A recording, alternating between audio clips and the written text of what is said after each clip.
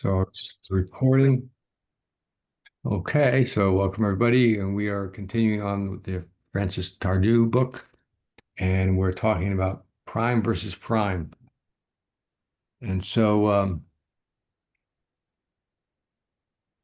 I see the on the six. I screen see now is the another six. challenging problem. 6-3 to play. Um, so what do? We can hit, obviously we can hit off the 3 point, knock the opponent away from the edge. We can come out with one. 21 6 15, or we can come out from the back 24 15.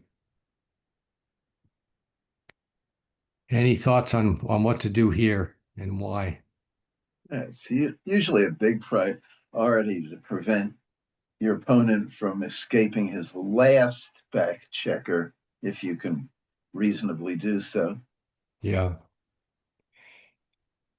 Yeah, it's sort of thematic to kind of hit off the front, especially when we can come out with one and get timing.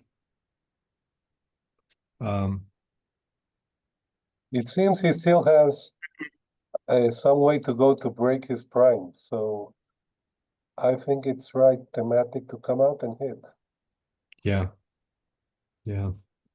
Um, yeah, normally it is. And actually we'll look at it. That is the case here. Um, to come out that coming out gives us more timing. We bump black off the edge, and we do risk getting hit here, which would not be great for us. Uh, but if he dances, we're in better shape. We can continue the prime. Maybe we'll come up with another one. Um, yeah, we do have a fair bit of work to do here, getting this back checker out and escaping more before black comes in and gets over. But That's not so vital because we've still got two men on his 4 point, which can swallow the big numbers. In other words, if we can contain his back checker, we're probably going to be okay. Our back checker will take care of itself. yeah. If we had like two men on the 24 and two men on the 21, then I think running from the back would be right. That's interesting. You might be. Well, the other thing too is these if black can't come into the edge, these checkers are going to go deep with fives or sixes, which is good for us. Let's look at this case and see. It thinks that we should run out with that case. I think so. Yeah, it sounds reasonable. Nope. It's close, but it's Nope. still the It's same still play. still right to hit. So Okay. hit and come out. Learn something. Although this is pretty close here. Learn something new every day. No three, yeah. Huh. It really is Uh, important to prevent your opponent from running that last back checker yeah. in one roll. Yeah, if he does run out, we've got a very weak back game. Oh, if no back game. As, well, actually we don't because we would have left our anchor here. Not so much here, but well, and this there's no back game here because we don't have the double anchor. So anyway, Tardu's explanation here is everything points toward the more aggressive play.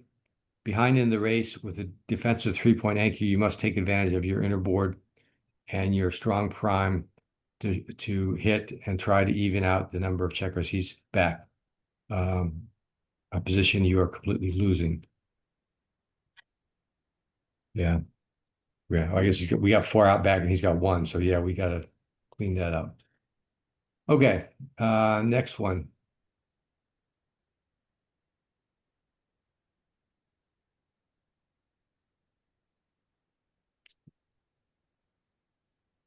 So this is an interesting one. Well, they're all interesting actually.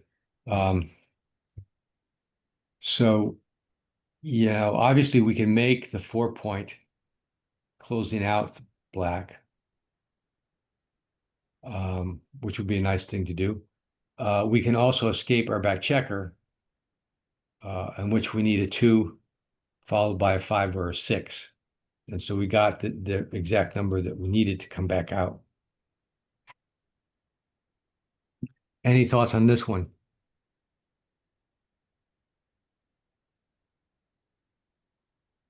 Well, if we run out, we're immediately sweating, get killed on a 4-6, 4-1, or 4-3. Yeah. And we have work to do regardless. If we make the 4 point, nothing bad can happen, and we're favorites to scramble out before we crunch. We've got Mhm. two checkers to play with. Yeah. And certainly our gammon chances are way better if we make the 4 point.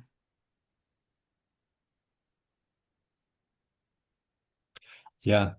Um, so the interesting thing about this problem, and this is one that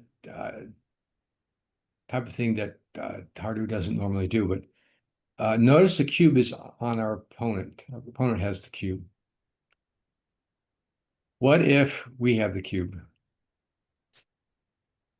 Does that change the answer? And why? Well, you're thinking that you can redouble if he doesn't come out, but Well, maybe, we can redouble if we make the 4 point. yeah, It's not like he has anything resembling a take. So yeah. why should we risk something bad? So what are you saying, Kit? Should we make the 4 point Yeah, why and then not? redouble? Yeah, or even maybe take a roll. I don't know, but he doesn't have a take if we make the 4 point. I'm pretty confident about that. Okay. So that's it. And then Well, now do we redouble here or do we try to come out? I You're don't supposed know. I don't you're know. you're Come out? supposed to be able to get a number after 3 tries. What's the statistic on that? Well, even if we start to crunch a little bit, it's not like we're losing.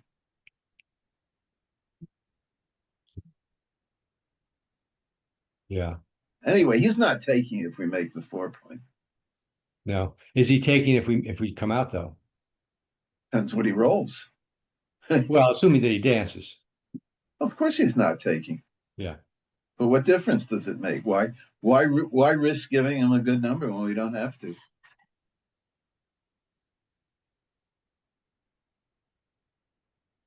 Nice pro. You. Well, the answer here is if he has a cube,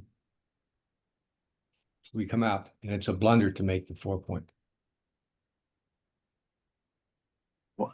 If the Really? opponent has the cube. Yes. Wow. If we have the cube, then we make then we make the 4 point.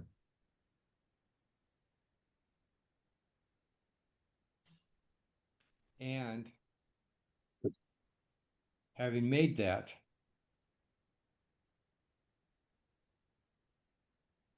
this is a redouble and a pass. Oh, yeah. But I'm really surprised about the initial one. Yeah. So, and then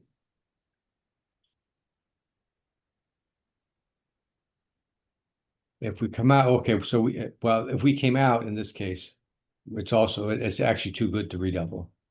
So I guess this might be score dependent. If we really needed the gammon here. Well, the same arguments apply for making the 4 point as far as needing a gammon goes. Yeah. Well,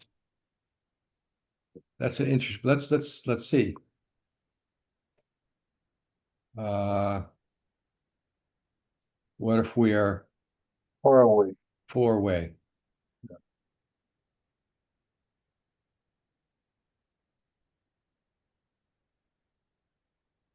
Here. So what does this mean? Either way, we're pretty gammonish, but do we come out and risk the bad, we're basically giving up 6 numbers. Yeah, and those numbers are big. Yeah, and they're a big swing. I don't know. Let's see. Here it is running out. It is running out. That's with us holding the cube. That's with us holding the cube.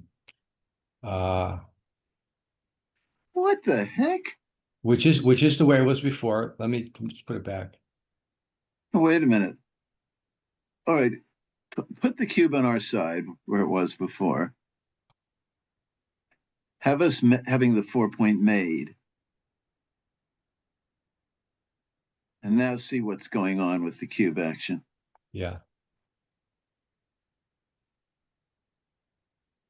Yeah, okay. So here we want to go for the No, here he has a big take. I've misassessed this position by a lot. I thought he had a pass here. well with here, okay, so the score is 6-7. So here he goes down 9-6 if he The passes. score, it's the position that matters, not the score. Oh, the score matters here. Look, Not really. okay, if it's unlimited games, it's a big pass. I'm sorry? If if it's a money game, this is a big pass. Oh, it is a big pass for money. Oh, okay. Yeah, so and here we've got a very sensitive score. Oh, yeah, okay. Let's make it less so. Maybe that's the case. And it's a redouble pass. So yeah, so this, I mean, this, we want the gammon here for the match. So here we're going to take the chance of not coming out. I suppose we could redouble later if we don't roll two in a couple of rolls. So What, here? At what score? this score is 7-4. So we're No, four we're away. never going to redouble.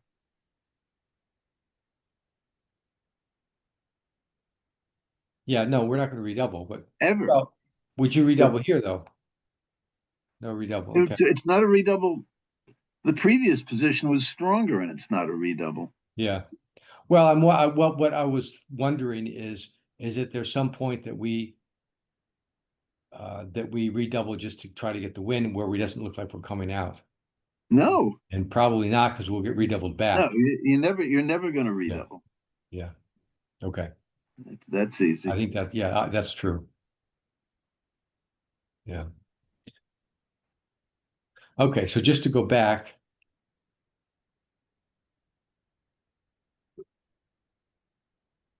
So I'll go over the Tardieu's explanation. We've talked about that a little bit. He says, without the cube and forced to play the game out to the end, you must seize the opportunity to get out from behind your opponent's prime. When you can use the cube, however, go for a position with a lot of gammons that will let you send the cube and win at least its face value. So he's saying here, we don't have the cube, so we have to get out. Whereas if we had the cube, we can make the point and then redouble right away.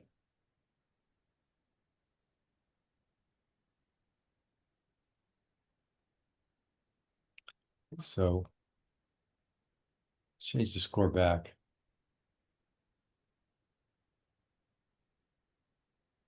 And it's still getting out. And I assume this would still be getting out too. Yeah.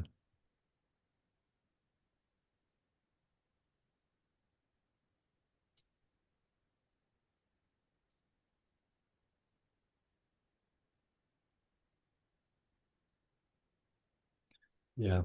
So I mean that's I'd like to see more examples of that because that's a really unusual situation. Well, interesting situation. I get it's probably also very unusual, but um but if Apparently it takes an average of like 4 or 5 rolls to escape, and that's too much. yeah, I didn't think it was that bad. yeah. Well, here it's 68% wins versus 79.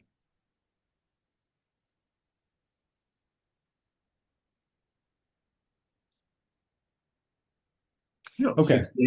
68% wins means we're not getting out quite often. Yeah. Well, yeah, a third of the time, probably, or close to it. I mean, we can still win after not coming out for a few rolls, but Well, I mean, yeah, we can. I mean, if we break our 6 point, along the way, it's not like yeah, he's claiming. yeah, yeah, Still, I did not expect this. yeah, yeah. Well, after we make the point, we've got we've got some timing here, but that's a couple rolls, maybe 3 or 4 rolls before we break the 6. And then we probably have a couple more before he comes in, maybe. Um, and I guess that's just not quite enough. Oh, Okay. we still haven't lost necessarily, but we're in bad shape. Anyway, Yeah. Yeah. Okay. Next one. You could do so, okay, fine. Do you want to look at it some more, Jacob? I was thinking maybe, how about having more timing? If the last checker, the checker on the 6, we put it on the 16. Yeah, Yeah. how would that change the whole situation now that we have more rolls?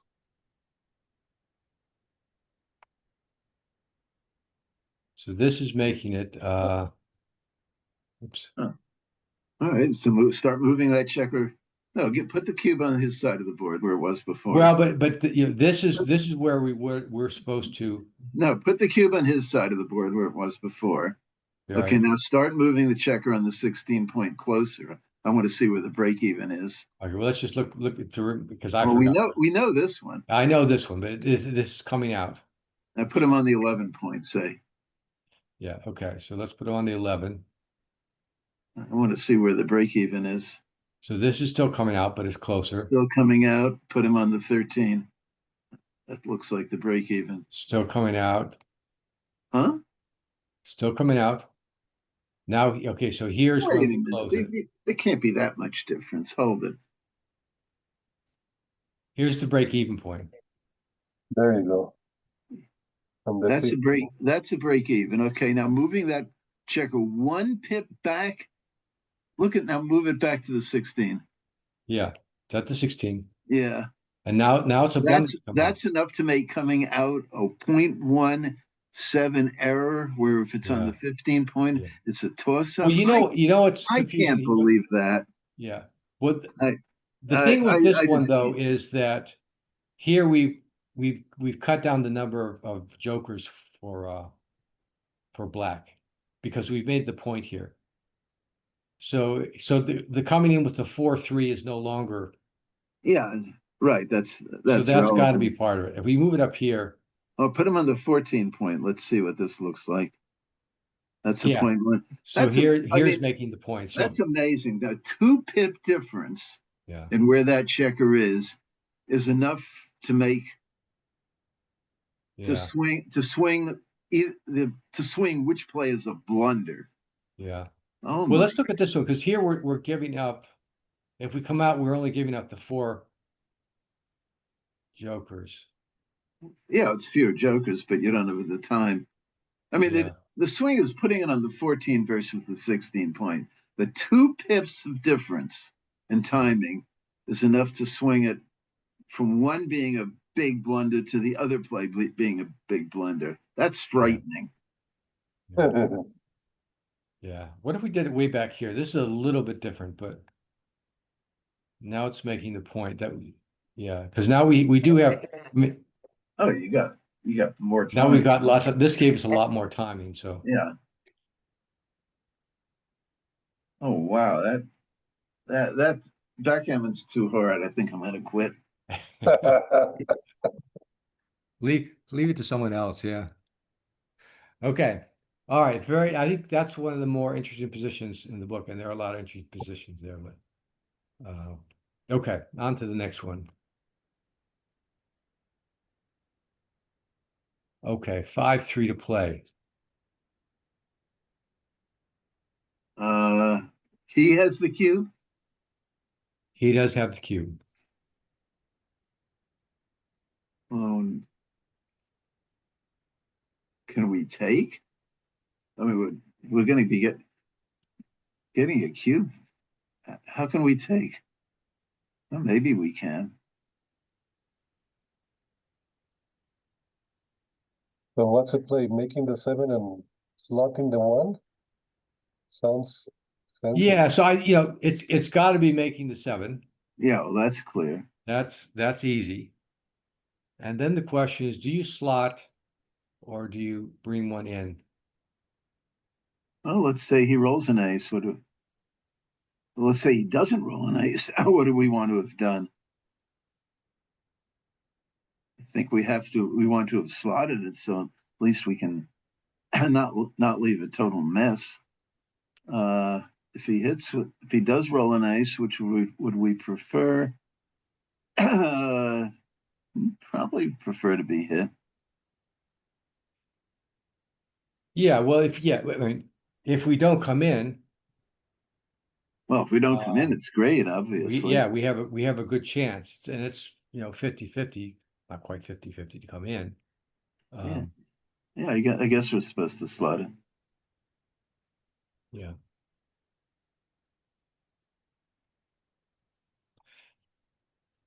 Yeah, because I think, look at it. But yeah, it is to slot it. And it's a blunder not to. To the plus plus. And we're actually favored to win here. It's 57% to win. So, yeah. But yeah, well, here's Tardieu's explanation. In a priming battle with reduced timing, hitting at the edge of 6' can give you 2 key advantages. Well, we're not hitting. Oh, I'm sorry. Slotting at the edge of a 6' can give you a huge advantage. If you are hit back, your opponent may end up damaging their structure. If you aren't, then closing out your board could give you time you need to get out from behind your opponent's prime. Yeah, so I mean, we're obviously risk here of crashing before we come up with a 1-6. But we have we're going to have a number of rolls to do that before we do that.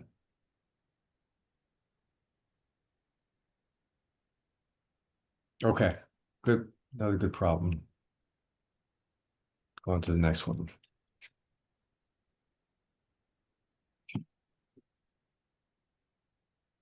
All right, 5-2. Oh, fun. Yes. So we'd really like a 5-3.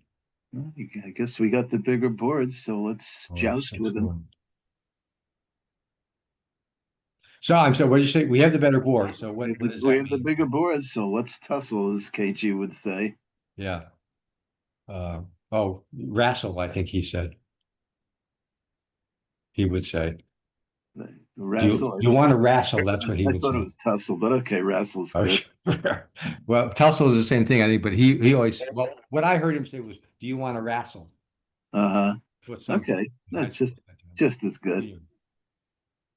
So, but what is it? So, I guess the issue here then is, well, do we lift the 7 point, the bar point? Well, the question is, do we split or not? And then, well, okay, but that's That's the wrestling play.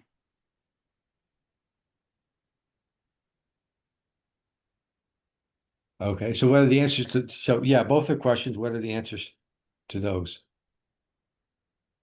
Any Seems like thoughts on that? we have the bigger board, so let's wrestle. Okay, so you're going to split and come down 13-8? Yeah, obviously. Yeah. Any Well, the alternate play would be 13-8-7-5. Well, that's the alternative, obviously. yeah. The opponent's going to have a lot of numbers to make a 5-point prime, and we're probably, since our bar point is gone forever, we're probably at have the worst of the priming battle. Yeah. Gonna be if we don't lead the checker here, it's gonna be very hard to make that prime. And we, and certainly in keeping the 8 point, and also making the bar point is also going to be tough. So the answer here, I'm sorry. Okay, I thought someone said something. Yeah, and so the answer is yeah, we got to split and leave the slotted point. And it's a 50-50 game if we do. And obviously if black comes out with the hits us with a 6, we've got problems, or if he points on us, or even extends his prime, we've got problems. So 50-50 game. Tardieu's explanation is, in a prime versus prime situation, trying to cover a blot on a strategic point is often better than lifting it. So again, he's focused on the bar point there. I don't think that's what this is all about. I think it's a question of splitting. See what he says about splitting.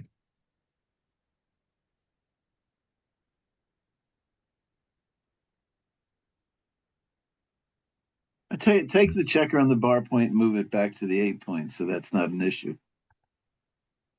Yeah. Okay. It's still splitting. Yeah. I mean, that's what this position's all about.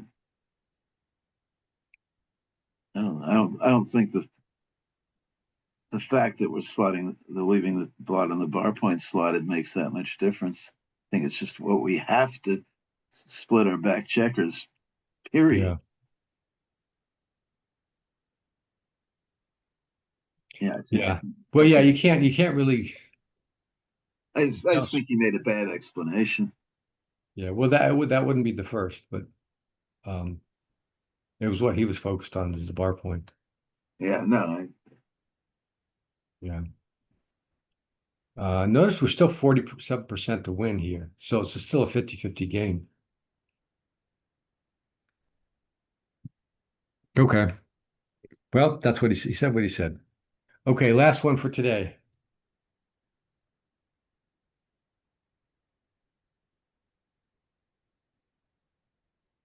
Okay, another one. So we can point on black here, or we can hit and step up.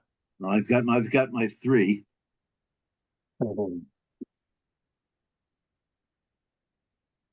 Yeah. Yeah, the 3 is easy. You got to hit. You got to get black off the edge of the prime, because a 6 wins it for him. And the question is, do you cover and then hope to come up with a 2-6 later, or do you step up now and hope you don't get hit back? Seems similar to the last one because we don't have many rows to get that checker out. So seems like we might not have to. I mean, we do have a full prime, but it's going to evaporate fairly quickly. So Well, if we make this point, we've got a spare here and a spare here, and we can break the 8 point without too much damage. I mean, obviously we'd rather keep it looks like with his 2 men on the midpoint, he's got so much the better timing. Whatever happens, that I think the timing is the big problem. Yeah. If those 2 men on the midpoint were closer in, then I'd be right to make the 3 point. So here you're saying step up and hit and step up? Yeah, I would. Okay. But as I was saying, if you bring even one of those 2 men, say take one man in the midpoint, move it to his, say, 6 point, that might swing it the other direction. Okay. Well, I might be wrong about this play. Let's start it with yeah. It is to hit here. I was wrong with this play. Yeah. Why? Yeah. So wow. Wait a minute. Do we have the cube for all this? We had the cube, yeah. Oh, Jesus. I didn't have it initially, but I was just assuming he had the cube. you think that, well, let's You think that's going to matter? Let's look. It doesn't matter. And All right. Well, this is from the book. So, Yeah. um, so so let's look at we take some last timing away. It's still well, it's even worse, yeah, because the timing is less.